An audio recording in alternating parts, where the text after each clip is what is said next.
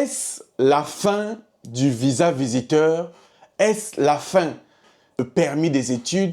Est-ce la fin pour le permis de travail? Est-ce que tu te poses cette question? Parce que actuellement, c'est tout ce qui se dit sur la toile. Il y a des gens qui ont reçu des contrats de travail qui ont peur de leur procédure. Les amis, je vais essayer de discuter avec vous. Là, c'est une discussion entre frères pour essayer au mieux de ma connaissance et des informations que j'ai pour vous éclairer davantage.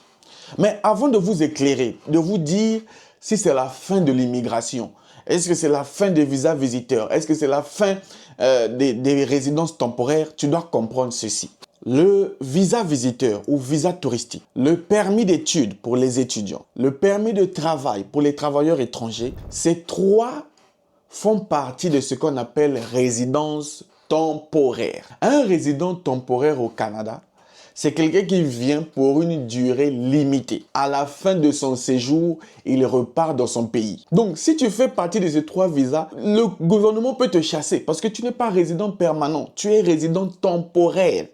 La durée de ton séjour est limitée. Mais je dis bien que après ça, tu peux changer de situation. Tu peux venir en tant qu'étudiant et ensuite devenir résident permanent. Tu peux venir en tant que travailleur temporaire et devenir résident permanent. Ça ne veut pas dire que, voilà, il y a toujours des solutions sur place. Alors, les gens disent sur Internet que c'est fini. Moi, ma réponse à ça, je rigole simplement. Parce que je me dis, comment les gens arrivent à véhiculer des mauvaises nouvelles?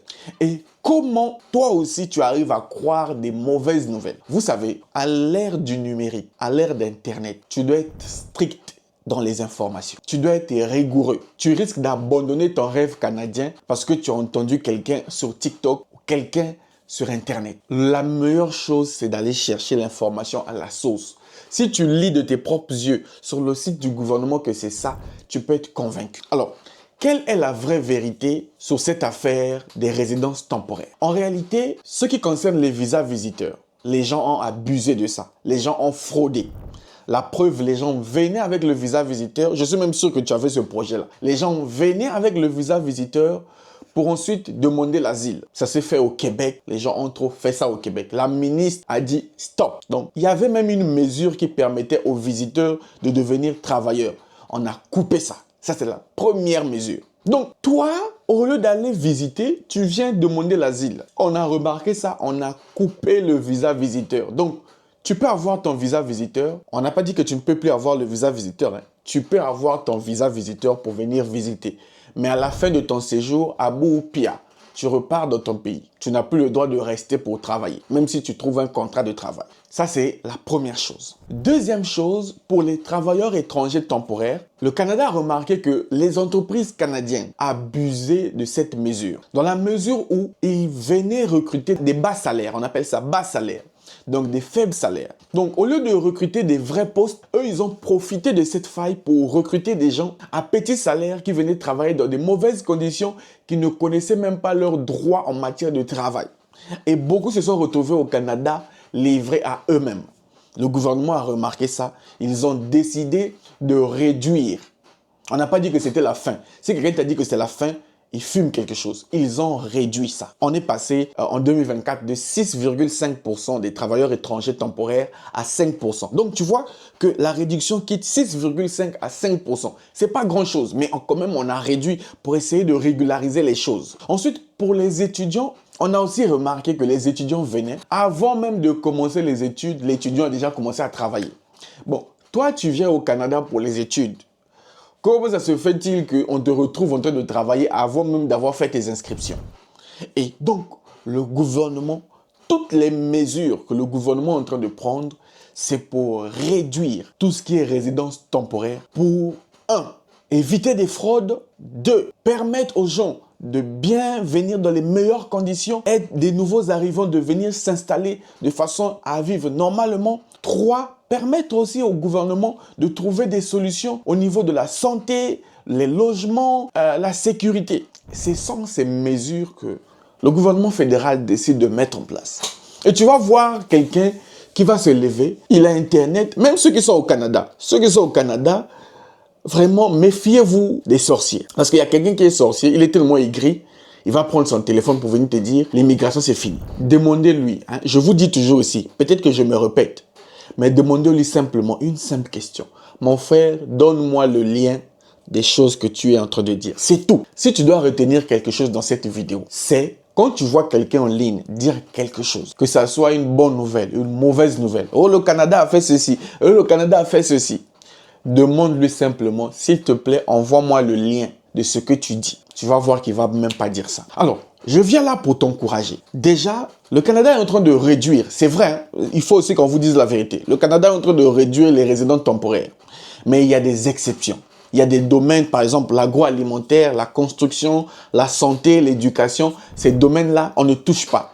Il y a pénurie de main-d'œuvre dans ces domaines. Donc, si tu fais partie de ces domaines-là, tu peux faire ta procédure pour le permis de travail fermé ou le permis de travail ouvert. Donc, comprenez bien, le Canada est en train de réduire. Il y a des restrictions. C'est vrai, mais ce n'est pas la fin. La preuve, le gouvernement est en train de travailler pour mettre en place le plan d'immigration pour 2025, 2026, 2027. L'immigration, c'est de façon durable. J'ai tout ce qui prouve. L'avantage avec moi, c'est ça. L'immigration ne va jamais finir. L'immigration fait partie du Canada. Il y aura des réductions, il y aura des restrictions, mais ça ne va jamais finir parce que le Canada a besoin des travailleurs qualifiés comme vous. Vous êtes quand même des intellectuels. Tu es adulte, tu es vacciné. Comment tu peux gober des faussetés comme ça en ligne? Mais bon, moi, je fais de mon mieux sur cette chaîne pour vous partager l'information, de vous donner des liens. Ça, c'est ma part du boulot. Si derrière, tu ne prends pas le temps d'aller lire, c'est ton problème. Et tu es libre de croire ce que tu veux, c'est ta vie. Dernièrement, j'ai eu quelqu'un qui a eu les visas. Il y en a plusieurs qui ont eu des visas qui sont partis. J'ai des preuves. Donc, soit tu décides de dire, je prends mon projet au sérieux, je fais mon projet et je pars. Que ce soit pour les études, tu as un bon dossier, on te donnera ton visa des études, permis d'études. Que ce soit un travailleur, tu as trouvé un employeur au Canada qui te fait confiance. Tu fais ton dossier complet, tu viendras au Canada. Que ce soit la résidence permanente, tu viendras. D'ailleurs, je suis en train de faire une série de vidéos sur la résidence permanente. Et donc, je t'encourage à prendre ton projet au sérieux. Alors, le voyage, c'est deux choses. Le voyage, c'est deux choses. Les documents et l'argent. Je suis en train de vous parler à cœur ouvert. Si tu veux venir au Canada, il te faut les documents et l'argent. Si tu n'as pas ça, tu ne viendras jamais au Canada. Les documents, c'est tout ce qui est pièce d'identité, preuve d'expérience professionnelle, preuve de formation, preuve d'études universitaires par exemple. Les documents sur toi, tout ça là c'est des documents. L'administration, tu ne vas pas demander le visa sans document. Donc prépare tes documents selon le programme que tu as choisi. Derrière, il faut aussi l'argent. On doit vous dire la vérité. Tu veux faire les démarches sans argent. Est-ce que c'est normal? J'aime vous dire, est-ce que toi tu peux quitter de chez toi, aller voir ta grand-mère au village sans rien dans la poche? Non, il faut toujours l'argent. Donc, mets de l'argent de côté. Épargne un peu. On ne te demande pas des millions, des millions. Personne n'a eu des millions dans son compte quand il a voyagé. Il y a toujours une solution, mais aie quand même l'épargne qui va te permettre de faire les démarches.